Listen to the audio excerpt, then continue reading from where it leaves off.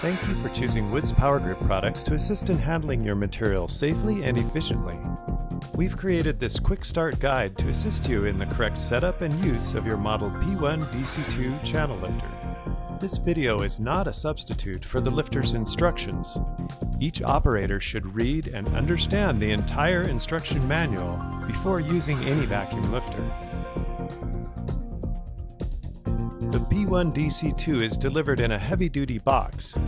A highly durable ABS shipping case is also available.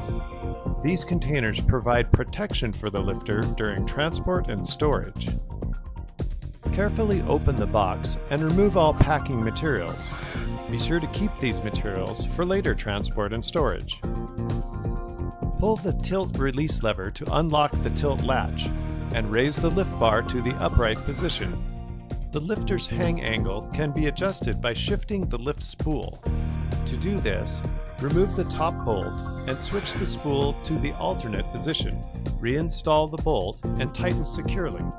Attach your hoisting equipment to the lift spool and gently raise the lifter from the box.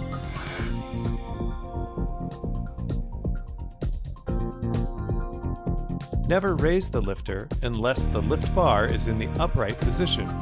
Otherwise, you could damage the lifter. Remove the pad covers and save them for when the lifter is stored. Connect the battery to the charger and vacuum generating system. Insert the battery included for the power loss warning buzzer by pressing the battery holder inward and sliding the tray out. Then test the alarm by pressing the test switch. Before you put the lifter into service, perform the required inspections and tests as directed in the instruction manual.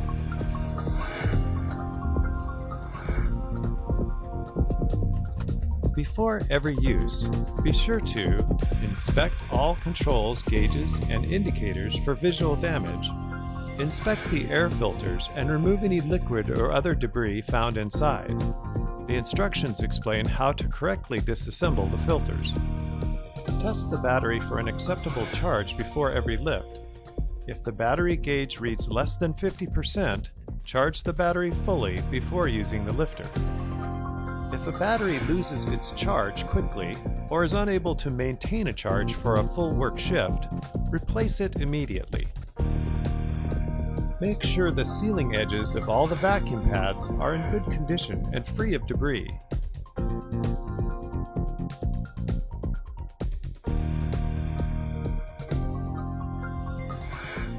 Place the lifter on the center of the material to prevent any unexpected rotation or tilting. The vacuum pads need to make full contact with the load surface. Once the lifter is correctly positioned, flip the power switch to the on position. The blue power light will remain lit while the lifter is powered up.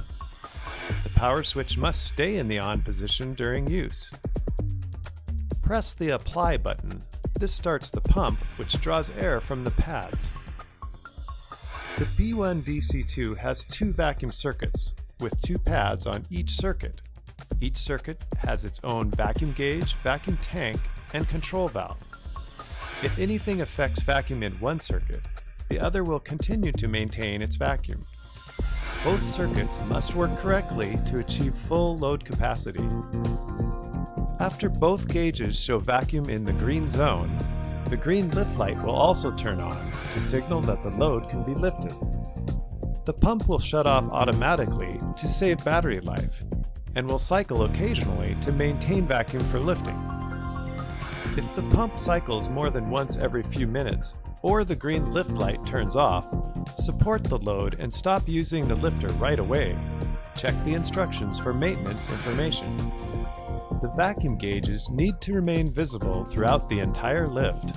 If the vacuum level ever falls below 16 inches of mercury, stay clear of the load and, if possible, lower it safely to the ground. Do not resume normal use of the lifter until the cause of the vacuum loss is fixed. The lifter also has a low vacuum warning buzzer that will sound whenever vacuum is below the minimum level.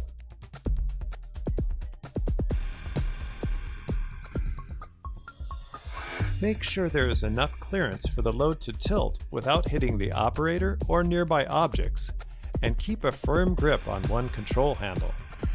When tilting a load, do not use the rotation lever at the same time. This can cause unexpected load movement that could harm the operator. Pull the tilt release lever to free the tilt latch. Lift up or press down on a control handle to tilt the load. The pad channel automatically latches when moved to the vertical position in order to stabilize the load.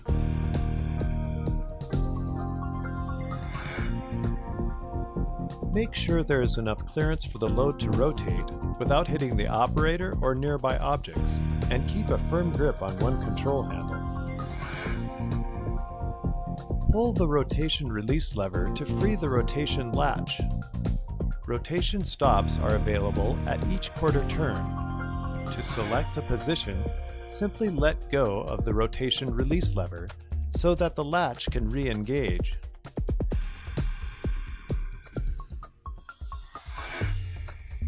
Make sure the load is fully supported and secure before releasing the lifter. To detach the lifter from the load, press the Enable and Release buttons at the same time. This will cause airflow to reverse and break the vacuum seal. The P1 DC2 is designed to prevent an accidental release by requiring both buttons to be pressed at the same time. While continuing to hold the Enable and Release buttons, carefully raise the lifter until the pads are clear of the load. When you let go of the buttons, the lifter will automatically return to standby mode to extend battery life.